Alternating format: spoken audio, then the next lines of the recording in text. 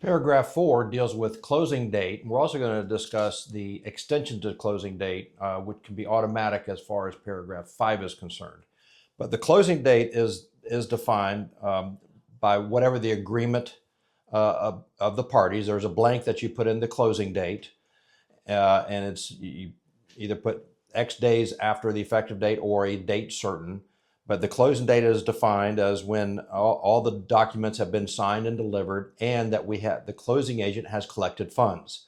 Collected funds are a defined term of when we have all the money that is not retrievable by the party paying those funds, typically by wire. That is the norm these days as far as the collected funds are concerned. The closing date time is determined by the closing agent. The location of the closing is determined by the party paying for title, because whoever pays title picks the closing agent and therefore location.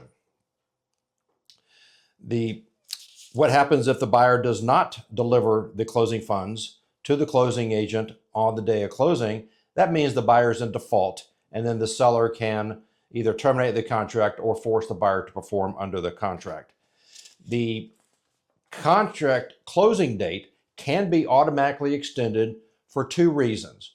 One is what we call the Consumer Finance Protection Bureau delays. That's the buyer's lender needs extra time to comply with the regulatory requirements of that lender. They have up to 7 days to get that completed.